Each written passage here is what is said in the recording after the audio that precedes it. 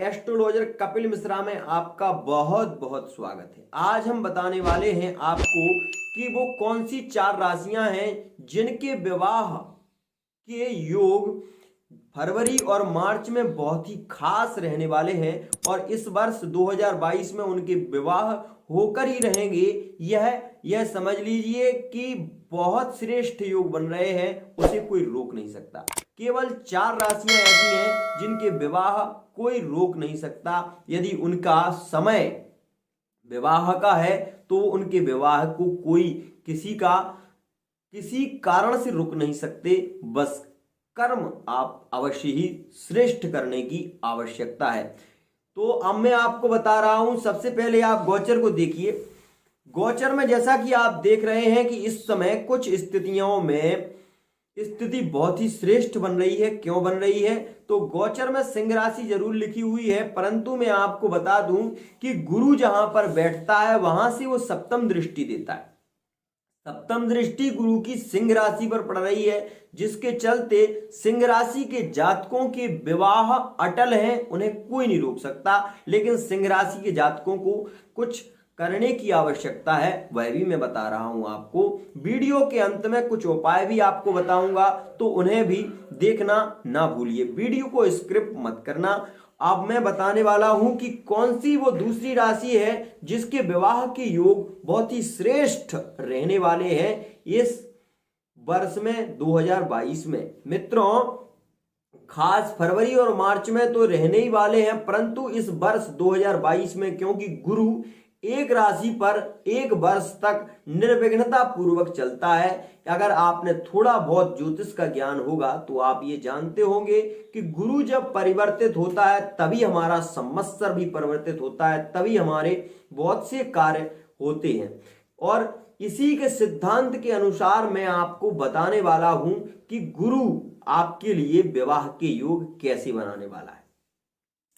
दूसरी राशि रहने वाली है मित्रों हमारी, जो कि गुरु की यहां से आप देख रहे हैं, गुरु की यहां से नवम दृष्टि पड़ेगी जो कि वृश्चिक राशि पर रहने वाली है। तो वृश्चिक राशि के भी इस वर्ष में बहुत ही श्रेष्ठ विवाह के योग बन रहे हैं, परंतु केतु के साथ में दृष्टि होने से थोड़ा सा दृष्टि दोष भी हो रहा है, क्योंकि गुरु चांडाल दोष बनता है। परंतु सुखेश गुरु बलवान होकर जब देखता है तो विवाह के पूर्ण योग बनाता है।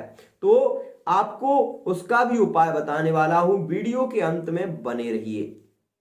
मैं आपको बताऊं कि जब यह सूर्य पर दृष्टि दे रहा है गुरु सिंह राशि पर, तो सिंह राशि के विवाह के योग तो हैं, लेकिन आप अपने क्रोध पर नियंत्रण रखिए। साथ ही जो सिंह राशि के जातक हैं वो सूर्य को जल जब भी चढ़ाएं तांबे के पात्र में थोड़ा सा लाल सिंदूर डालकर ही चढ़ाएं, जिससे कि उनके विवाह के योग में कोई बाधा ना आ सके।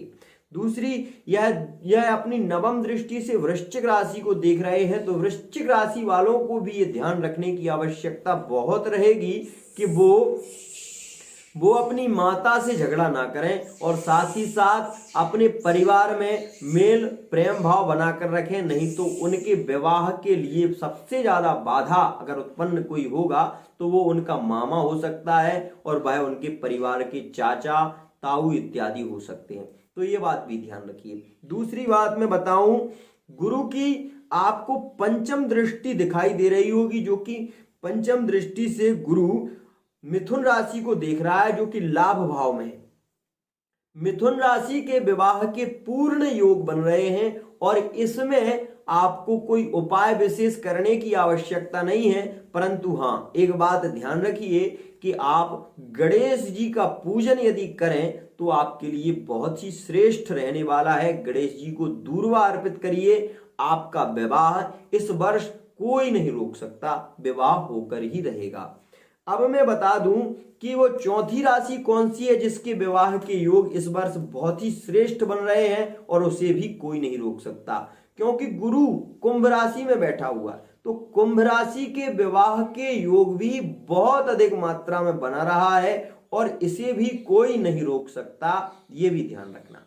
तो मित्रों, मैंने आपको बताए इन 4 राशियों के बारे में, जो कि पहली राशि सिंह राशि, दूसरी राशि मैंने वृश्चिक राशि बताई आपको, तीसरी राशि मिथुन राशि और चौथी राशि कुंभ राशि।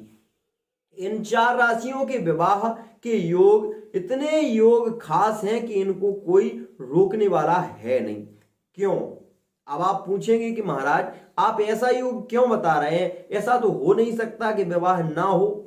मैं ये बता रहा हूं कि यदि यह विवाह के योग्य हैं तो इनके विवाह होकर ही रहेंगे, क्योंकि मंगल और शुक्र की युति फरवरी और मार्च के महीने में पंचम भाव में रहने वाली है, जिसके चलते यह एक तो मंगल जो कि रक्त का कारक ग्रह माना जाता है, बल का कारक ग्रह माना जाता है, और पंचम भाव में ज्ञान का भी यहां पर उद्गम होगा।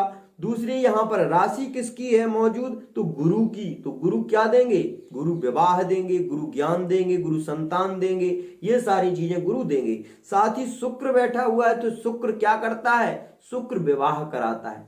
आप खुद सोचिए कि इसमें विवाह का योग नहीं होगा तो कब होगा। तो इन राशियों के विवाह कोई रोक नहीं सकता, लेकिन एक बात का हमेशा ही ध्यान रखिए, बहुत ध्यान रखने की आवश्यकता है। वो क्या कि गोचर को आप देख रहे हैं, शुक्र मंगल की युति है, परंतु यहां पर शुक्र मंगल सबसे ज्यादा बली भी हैं, विवाह के योग बहुत ही श्रेष्ठ बनाएंगे, लेकिन कुछ राशियों को ये तबाह कर रहे हैं जिनके योग नहीं बन पाएंगे इस वर्ष में। जैसा कि मैं आपको बता दूं कि मकर राशि के जातकों के इतने खास योग नहीं रह पाएंगे। क्यों नहीं रह पाएंगे? क्योंकि जो मकर राशि है वो गुरु से द्वादश राशि है। गुरु से द्वादश राशि का होने से इनके विवाह के योग इस वर्ष में नहीं हो पाएंगे।